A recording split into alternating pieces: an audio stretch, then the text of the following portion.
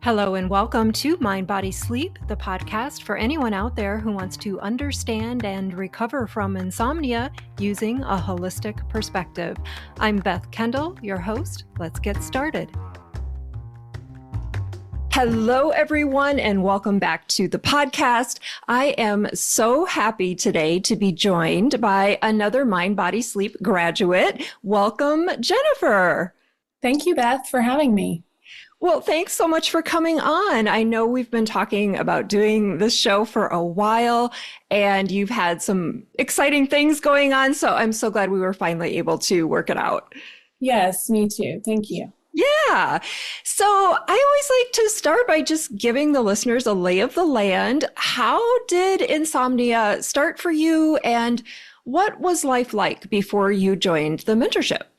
Well, I'm someone who I didn't struggle with insomnia throughout my entire life. It was a fairly quick onset for me. Mm-hmm. And it began in the summer of 2023. And looking back on it, I can see from an outsider's perspective, some major factors kind of coming together to create this perfect storm. And I think the biggest thing that was at play, or I see two major things that were at play for me in insomnia starting. And that is that my mom, a year prior to that, my mom had very suddenly passed away in her sleep, just very unexpectedly. And of course, that just rocked my world. Mm-hmm. And it just changed everything for me. And I'd never lost anyone that close to me before. And I was in the thick of raising 4 young children and homeschooling them, and we just are very busy with our family life. And so she passed away at the beginning of the summer of 2022. Mm-hmm. And I kind of, looking back, I think that I just sort of stayed busy for the next year. Mm-hmm. It was easy to just it wasn't easy, but I just kind of kept going. Mm-hmm. And I didn't realize until about a year later, shortly after the 1-year anniversary of her passing, things just really caught up to me, and grief came calling. And I think you can delay grieving, but it's always going to catch up to you. And it did to me.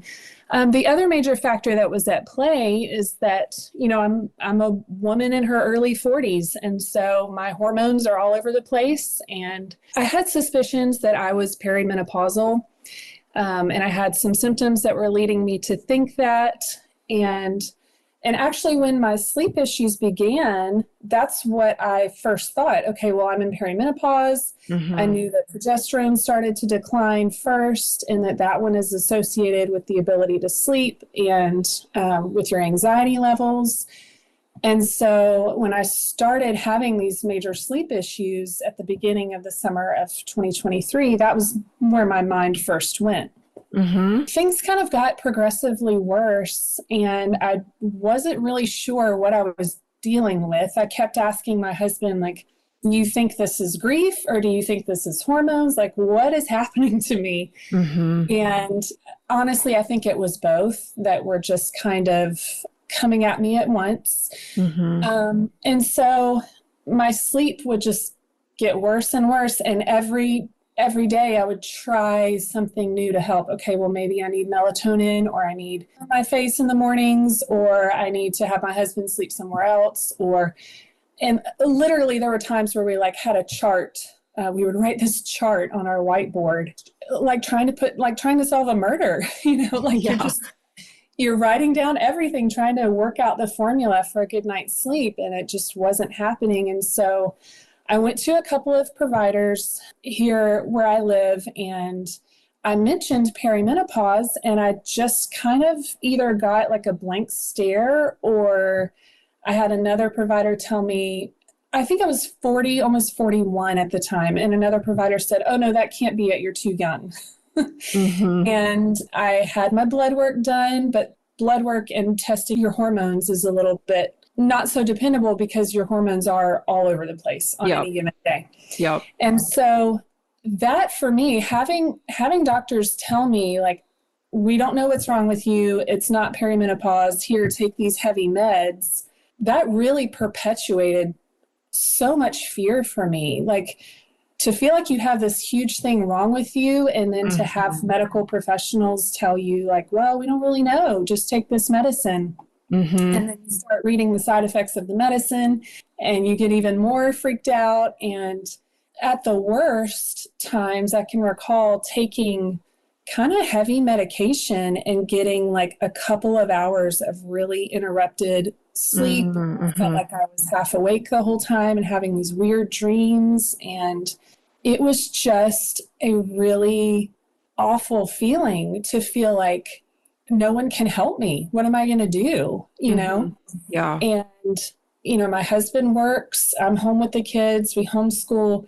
And there was that pressure of like, I have 4 people who are depending on me to function tomorrow.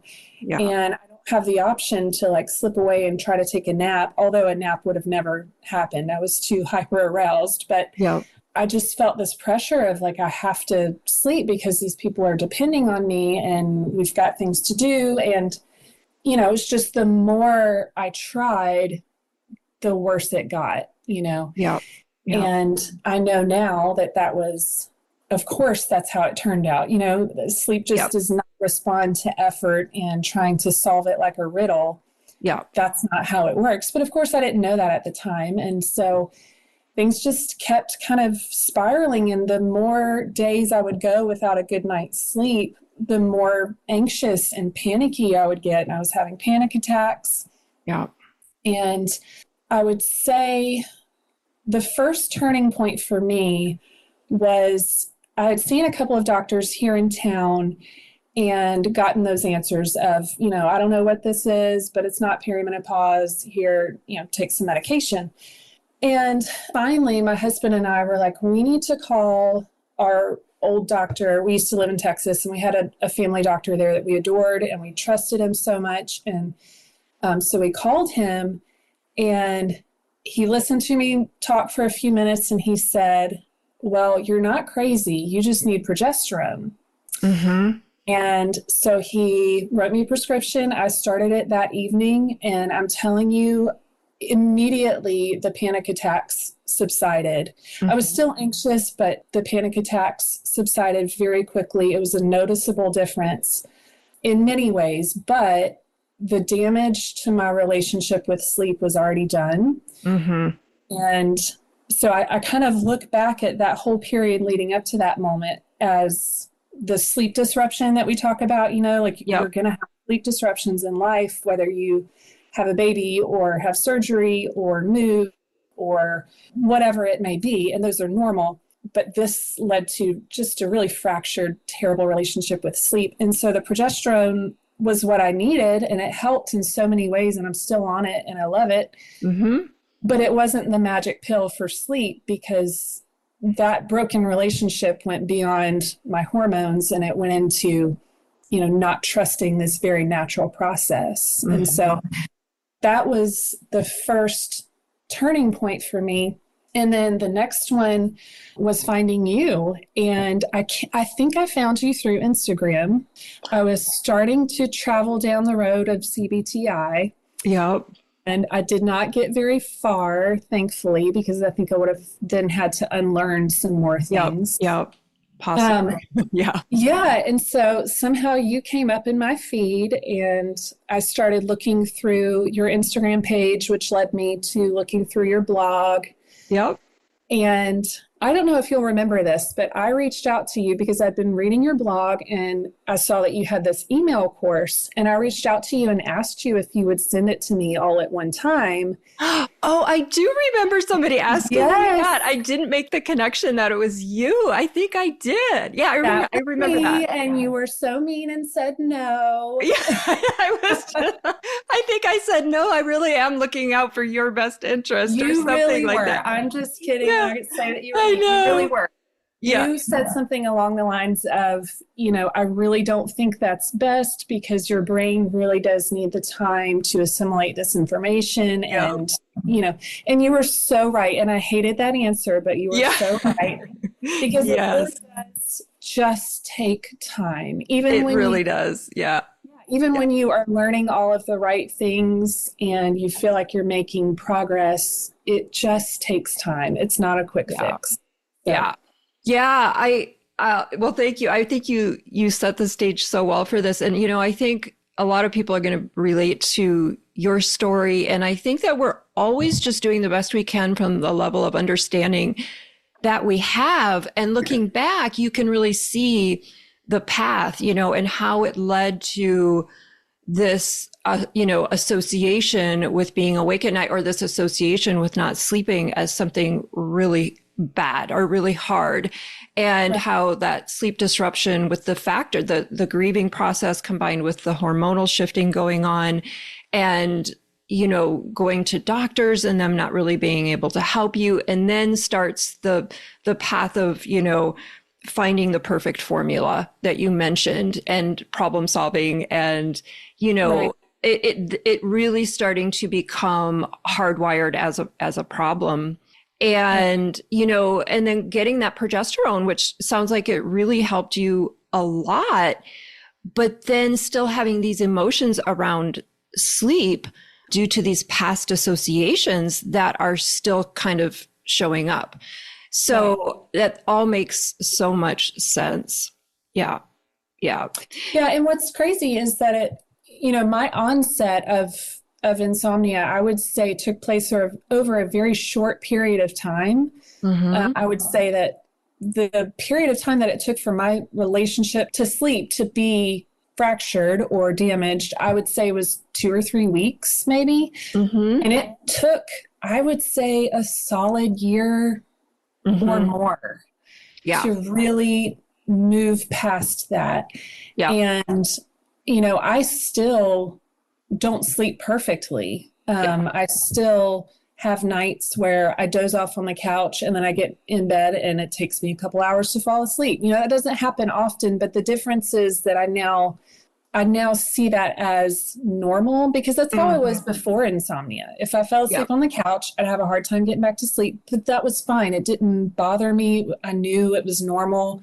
Yeah. And so now I kind of feel like I'm almost all the way back to where I was prior to insomnia. And that's a wonderful feeling. Yes. Oh, that just totally warms my heart. And I'm glad you mentioned, the longer recovery time, because I really want to normalize that it does take time. And I've been very, open about how long it took me, in spite of being immersed in this work. Sometimes you really do it. I always say we can learn this fear so quickly and make these associations very quickly, but then unlearning it takes a little more time, and it can be a rocky road. So I'm glad you mentioned that. And I think it'll help others feel like, oh, if they're not at the place that they think they should be, that's not unusual and is actually very, very normal.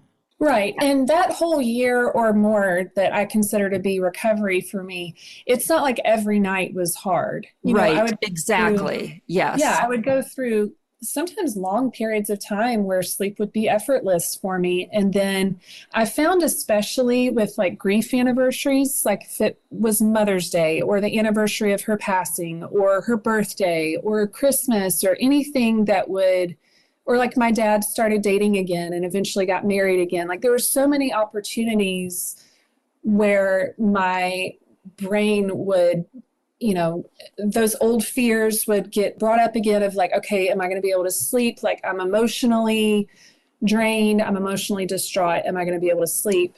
And then just regular life occurrences too, having surgery or, stuff going on with the kids or whatever.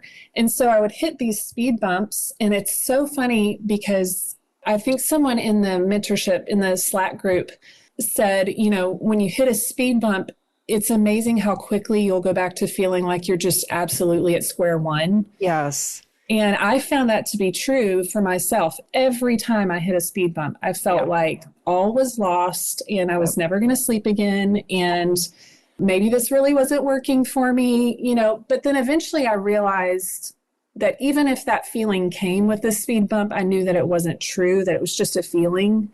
Yeah. And I was able to kind of differentiate between how I'm feeling, what I know to be true. Yes. Oh, that's such a good distinction.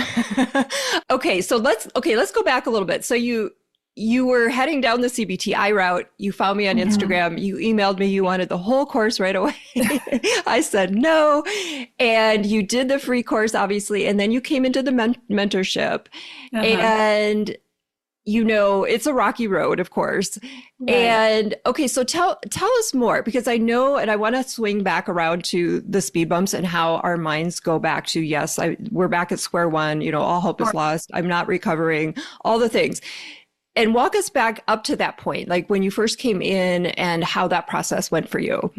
So let me think. I remember spending a lot of time on your website. I probably read all of your blog entries, or almost all of them. I did your free email course. Yep. There wasn't a podcast at the time, I don't believe. But I took advantage of all the free material that you have. And honestly, Beth, it's so much. Like, someone could absolutely recover from insomnia just from the free material that you've offered. And I'm so grateful for that. Yeah. I felt like for me, I wanted that extra support. Yeah. And so my husband, God bless him, he said yes. I mean, we've got a bunch of kids, and it wasn't the easiest decision financially, but he was in agreement, and we went for it, and it was worth every penny. And so I started the program, and even your video teachings in the program come out in a timed fashion. You can't access it all right away. It's week by week. And again, I would open it up Wednesday or whatever day of the week it was, I don't remember. I would open it up and watch it right away, and then wait anxiously for the next week, because when you're in it, you just want to do whatever you can to get out of it. And I think it's so interesting whenever you talk about how people who struggle with insomnia are very often driven, problem solvers, efficient, go-getters, perfectionists and worriers. And I very much fit that mold. And so if I have now stumbled upon this program, and I'm convinced this is the way to go, then let me do it as quickly as I can and just be done with this experience, Right. But that's not how it works, and that's for the best. And so I would just watch the videos every week, and the Slack group that you're in when you're in the membership, was to me possibly the most effective tool. I mean, the teachings are great. The teachings are wonderful, but just that interaction in the group, when you find out that there's other people who are feeling exactly the way that you are, or they have felt that way, it just takes away some of that feeling of like, I'm broken. No one else has ever felt this way. Like, I'm so weird. Why am I going through this? But just to have that camaraderie of, I get on there and see that someone else was having a hard time too, and we encourage each other. And then you hop on there, or Coach Richard, and reassure us that this is all very normal. And, it's just such a supportive, wonderful community. And I think that aspect of it helped tremendously in my recovery. Yeah, I agree. That is such a integral part of feeling less alone, and also getting multiple perspectives and ways that can help your brain sort of understand something, because people are in different stages of their own recovery in the group. And, I'm always amazed at how well my students can explain something back to me, like better than I can explain it, because they're closer to the experience than I am now. Yeah. And, just getting that input and that insight from different lived experiences, different people in the group can be so helpful. And I really enjoy that. I mean, I'm always a lifelong student, and I learn from you guys too. So I'm glad that aspect of it was so helpful. It really was. Yeah. Okay. So you're in the group and you're moving along. What were some of the realizations that helped you along the way? Well, I think one of the biggest things for me, when things were at their worst, I was very anxious, very fearful.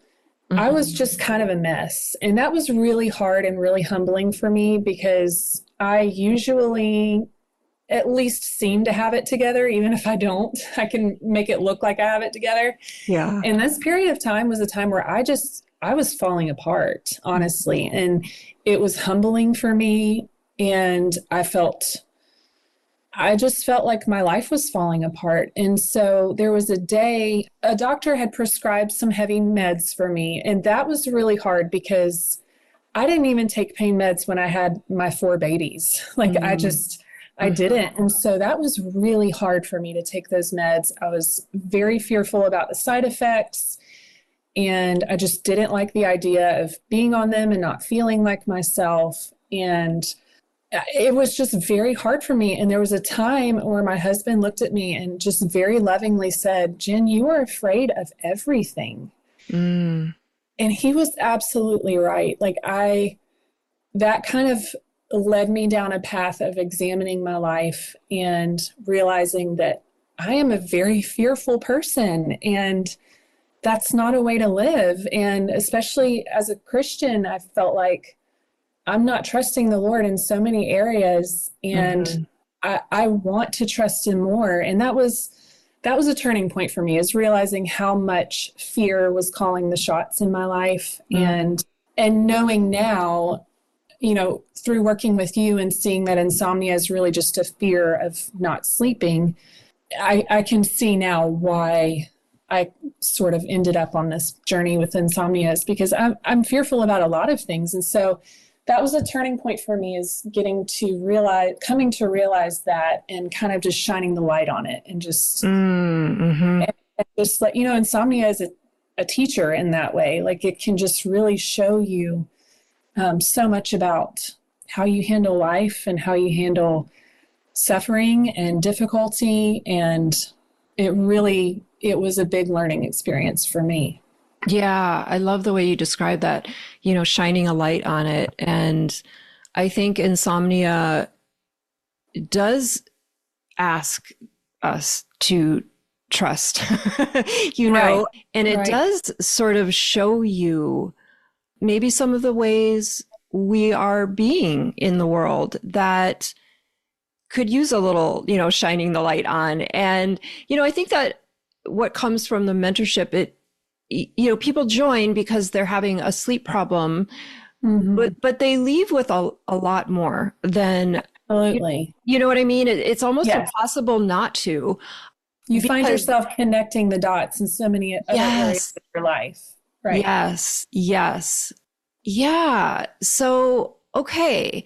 So getting back to maybe the speed bumps, and, one of the questions I was going to ask is, like, what would you say to someone, coming from what you know now?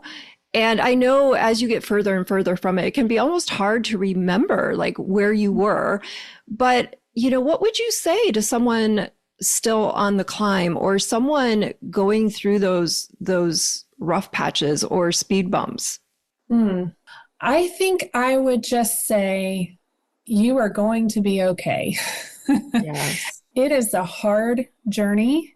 And, I used to think when I was going through it, okay, if I'm afraid of roller coasters or something, then I don't have to go on a roller coaster every day. I can sort of avoid them for a while and work on my fear of roller coasters.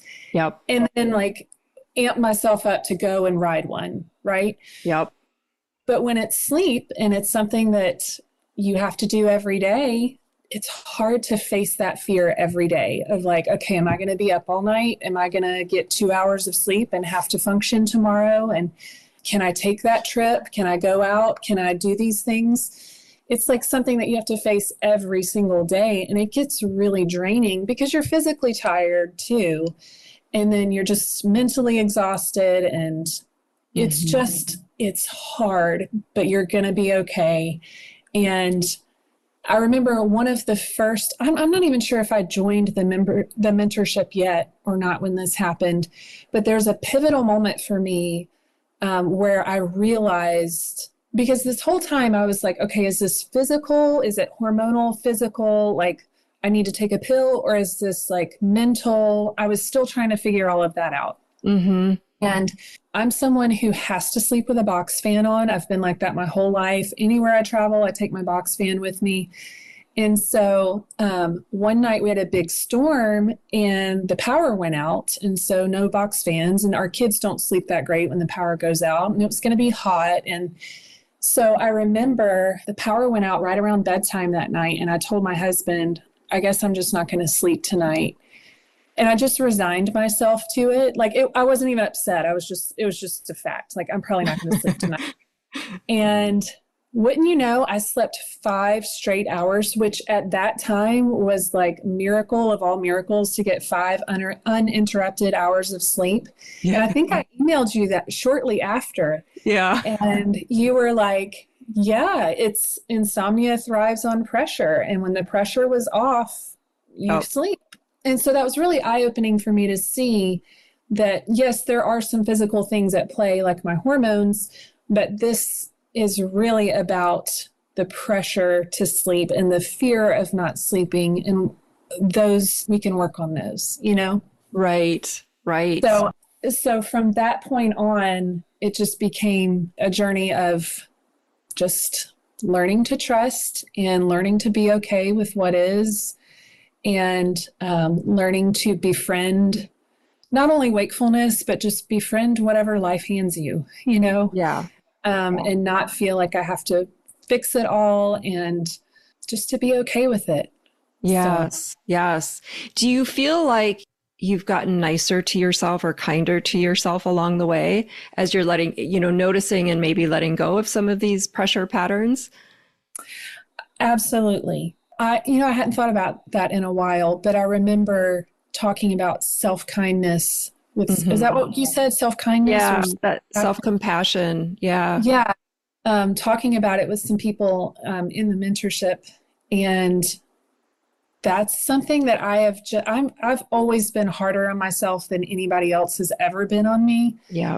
And when I think about how I would treat one of my own children going through something like this versus how I treated myself, there's a big disconnect there. And even, I can't remember who said it, but even someone said something about kind of giving yourself a little bit of a hug and you're doing your best. Do you remember who said that? I don't. I do remember that though, but I don't remember who said it. And I'm very logical, that just sounded kind of out there to me. Like, I'm not going to give myself a hug and tell myself good job. That's ridiculous. And Beth, I did it. It felt awkward and everything, but it's like I just needed to be nice to myself. I just needed to give myself permission to struggle and that be okay. It doesn't mean I've failed as a person or, it's okay. Everyone struggles. And this was my struggle for a while, know? Yeah. So for sure, being kinder to myself, treating myself more like I would treat my children or a dear friend or something. That was a big thing for me to learn. Yes. And I always ask at the very end, and you've already been so generous talking about your experience, but were there any silver linings that came from insomnia? Oh, definitely. For me, as a Christian, the biggest silver lining was just that I learned to trust the Lord more. And every day, His grace was sufficient to get me through the day. And that doesn't mean any of it was easy, but it was always enough to get me through the day. And that was a huge lesson for me of just calm down, take a breath. His grace is sufficient. And that was the biggest thing for me. And so looking back, it was not fun, 0 out of 10 stars, do not recommend insomnia. But if you have it, if you end up experiencing insomnia, it can be a teacher. It can show you so many things, and it gives you the opportunity to evaluate how you handle life and how you handle things that are out of your control. And looking back, it was not fun, but I'm grateful for it now because of just the growing and the learning and I have such compassion now for other people who struggle in this area, which I thought it was just me, which sounds so ridiculous. But the more I started talking about my struggle, people that I knew in my personal life who I had no idea that they struggled with it, we would end up talking about it. And it just brought such comfort. Again, just that camaraderie of knowing that I'm not the only person in the world dealing with this, and we can help each other. And so, yeah, lots of silver linings for me. It was not fun at the moment, but I'm grateful for the experience. Oh, amazing. Amazing. Jennifer, it has been such an honor to be a part of your journey. I have really enjoyed working with you and the many valuable insights you've shared along the way. And thank you so much for coming on today. Thank you, Beth. I so appreciate you and the work that you're doing. Thank you. You're welcome. Until next time, everyone, I'm Beth Kendall, and you've been listening to the Mind, Body, Sleep podcast. Bye for now.